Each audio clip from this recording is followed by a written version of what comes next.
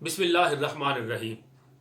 حضرت امام حسین علی مقام رضی اللہ تعالی عنہ نے یزید کے خلاف خروج کیوں کیا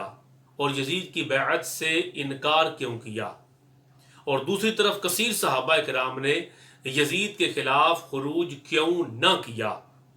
اور یزید کی بیعت کو کیوں قبول کیا۔ اہل حق کا اس بارے میں موقف یہ ہے کہ صحابہ کرام علیہم رضوان کے پیش نظر حضور صلی اللہ تعالی علیہ وآلہ وسلم کی احادیث مبارکہ کی روشنی میں اس مسئلے میں اختلاف تھا، اور یہ یاد رہے کہ اختلاف فقط اس مسئلہ کے اندر تھا کہ حکمران کے خلاف، فاسق حکمران کے خلاف جب بیعت منعقد ہو چکی ہو تو خروج کیا جائے یا نہ کیا جائے۔ اس مسئلے میں اختلاف کسی صحابی کے درمیان نہ تھا کہ یزید فاسق و فاجر ہے یا نہیں۔ یزید کے فسق و فجور پر تو سارے صحابہ کرام متفق تھے۔ اختلاف اس مسئلہ میں تھا کہ فاسق اور فاجر حکمران کی بیعت منعقد ہو چکی ہو تو پھر اس کے خلاف خروج کیا جائے یا فتنہ اور فساد کے ڈر سے خروج نہ کیا جائے۔ اس مسئلہ میں دو رائے تھیں۔ بعض صحابہ کرام کا موقف یہ تھا کہ اگر بیعت فاسق حکمران کی بھی منعقد ہو جائے تو قتل و غارت گری سے بچنے کے لیے، خون ریزی سے بچنے کے لیے اس کے خلاف خروج نہ کیا جائے۔ اور حضرت امام حسین علی مقام رضی اللہ تعالی عنہ وارضہ آپ کا اس سلسلے میں موقف یہ تھا کہ فاسق کی بیعت جائز نہیں ہے۔ اب دونوں صحابہ کرام کے پیش نظر حضور صلی اللہ تعالی علیہ وسلم کے فرمودات عالیہ تھے، اور حدیث پاک سے دونوں گروہوں نے مسئلہ اخذ کیا، اور مسئلہ اخذ کرنے میں سارے صحابہ کرام نے اجتہاد کیا۔ اب جو صحابہ کرام یزید کی بیعت جنہوں نے قبول کر لی اور جنہوں نے یزید کے خلاف خروج نہ کیا، ان کے پیش نظر یہ حدیث پاک تھی جو صحیح مسلم شریف میں آتی ہے، جس میں حضرت عبادہ بن ثابت فرماتے ہیں کہ حضور صلی اللہ تعالی علیہ وسلم نے ہمیں بلایا، ہم نے آپ سے بیعت کی کہ جو شخص صاحب اقتدار ہو اس کے خلاف جنگ نہ کریں، اور خوشی ناخوشی میں، مشکل اور آسانی میں اس کی اطاعت پر بیعت کی، اس کی اطاعت کو قبول کریں۔ ہاں اگر اس میں ظاہری طور پر کھلم کھلا کفر نظر آئے تو پھر اس کی بیعت توڑ دی جائے یا اس کی بیعت نہ کی جائے اور پھر اس کے خلاف جنگ کی جائے۔ حضور صلی اللہ تعالی وسلم کے اس مضمون پر چند اور فرمودات بھی ہیں جو ان صحابہ کرام کے پیش نظر تھے جنہوں نے یزید کی بیعت کو قبول کیا اور یزید کے خلاف خروج نہ کیا۔ ان کا موقف یہ تھا کہ حکمران اگر فاسق و فاجر بھی ہو، جب اس کی بیعت منعقد ہو جائے تو فاسق کی بیعت کو وہ جائز سمجھتے تھے، اور قتل اور خون ریزی سے بچنے کے لیے انہوں نے یزید کی بیعت کو قبول کیا۔ اور ان کے پیش نظر یہ حدیث پاک تھی آقا علیہ السلام کی کہ جب تک حکمران سے کفر سرزد نہ ہو اس وقت تک اس کی بیعت کو قبول کر لیا جائے اور اس کے خلاف خروج نہ کیا جائے اور اس کے خلاف جنگ نہ کی جائے۔ اس مضمون کی احادیث ان صحابہ کرام کے موقف کی دلیل ہے کہ جنہوں نے یزید کی بیعت کو قبول کیا اور اس کے خلاف خروج نہ کیا۔ دوسری طرف حضرت امام حسین علی مقام رضی اللہ تعالی عنہ وارضہ آپ کا موقف یہ تھا کہ آپ فاسق کی بیعت کو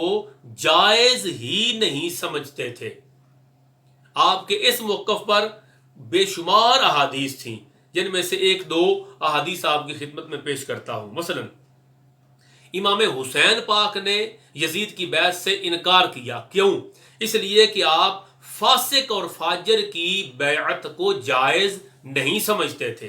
اور آپ کے پیش نظر دلیل کیا تھی؟ دلیل تھی مجمع الزوائد کی یہ حدیث پاک جو حضرت معاذ بن جبل سے مروی ہے۔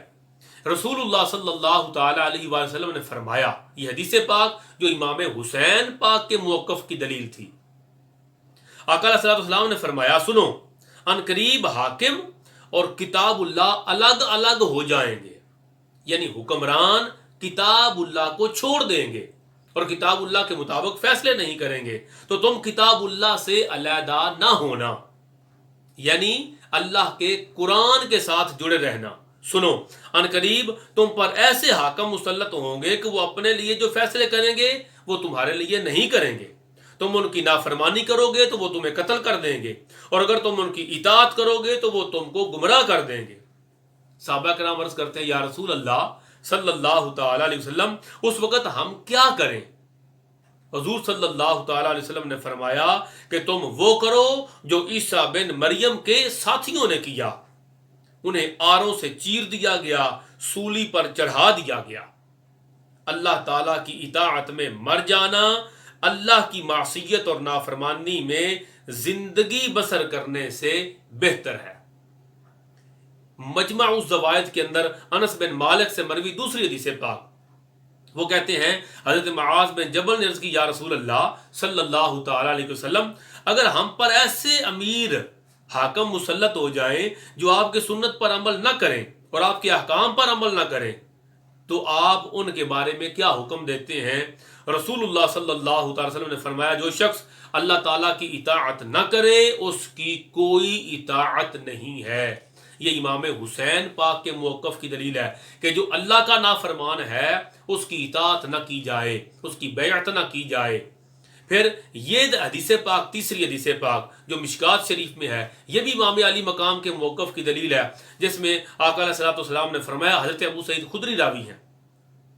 سرکار فرماتے ہیں صلی اللہ تعالی علیہ وآلہ وسلم، تم میں سے جو شخص بھی کوئی برائی دیکھی تو اسے چاہیے کہ وہ قوت بازو سے اسے بدلے،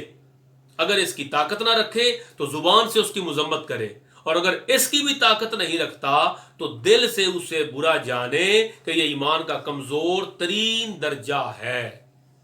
یہ حدیث پاک اور اس مفہوم کی ساری احادیث جن سے یہ پتہ چلتا ہے کہ فاسق کی اطاعت نہ کی جائے، یہ ساری احادیث حضرت امام حسین رضی اللہ تعالی عنہ کے موقف کی دلیل بنتی ہیں کہ جو فاسق و فاجر ہو اس کی اطاعت نہ کی جائے، اس کی بیعت نہ کی جائے، اور اس کی بیعت ہو تو توڑ دی جائے اور اس کے خلاف جہاد کیا جائے۔ اب یہ بات اس لیے عرض کرنی ضروری تھی کہ بعض لوگ صحابہ کرام کے موقف کو درست سمجھتے ہیں اور حضرت امام حسین پاک کے موقف کو غیر درست کہتے ہیں، اور بعض امام علی مقام کے موقف کو درست سمجھتے ہیں تو دیگر صحابہ کرام کے حوالے سے موقف کو درست نہیں سمجھتے۔ یہ بات جاننی اہل حق کے نزدیک ضروری ہے کہ تمام صحابہ کرام علیہم الرضوان عادل ہیں، مخلص ہیں، تقوی کے پیکر ہیں، جنہوں نے یزید کے خلاف خروج نہ کیا۔ یہ ان کا اجتہاد تھا، اور امام علی مقام نے یزید کے خلاف خروج کیا، یہ امام علی مقام کا اجتہاد ہے، اور تاریخ نے پھر ثابت کر دیا کہ حضرت امام حسین رضی اللہ تعالی عنہ و ارضا آپ کا اجتہاد وہ تھا جس کی طرف پوری امت متوجہ ہوئی، اور یہی صحابہ کرام علیہم رضوان پھر حضرت امام علی مقام کی شہادت کے بعد اسی موقف پر آئے۔ حضرت عبداللہ بن زبیر اور حضرت عبداللہ بن حنظلہ صحابہ کرام جنہوں نے امام علی مقام کی شہادت کے بعد خروج کیا یزید کے خلاف، اسی موقف پر آئے جس موقف پر پہلے دن سے حضرت امام علی مقام رضی اللہ تعالی عنہ و ارضا تھے۔ مگر یہ بات پیش نظر رہے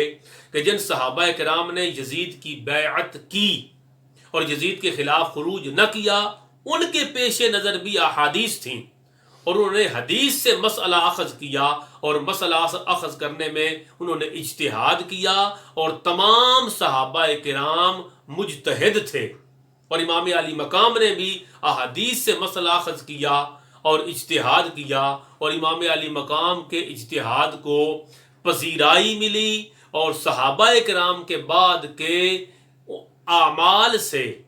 اور تعامل صحابہ سے امام علی مقام کے موقف کی مزید تائید ہوئی کہ فاسق کی بیعت نہ کی جائے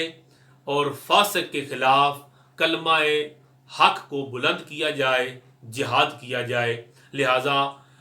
جن صحابہ کرام نے یزید کی بیعت کی، یزید کے خلاف خروج نہ کیا، ان کا موقف بھی درست تھا، اور امام علی مقام نے احادیث کی روشنی میں فاسق کی بیعت کو ناجائز سمجھا اور خروج یزید کے خلاف کیا، یزید کی بیعت سے انکار کیا۔ آپ کا موقف بھی درست تھا اور احادیث سے اخذ تھا۔ ہاں، یہ کہا جانا حق ہے کہ کثیر صحابہ کرام نے راہ رخصت کو اپنایا اور حضرت امام علی مقام رضی اللہ تعالی عنہ نے راہ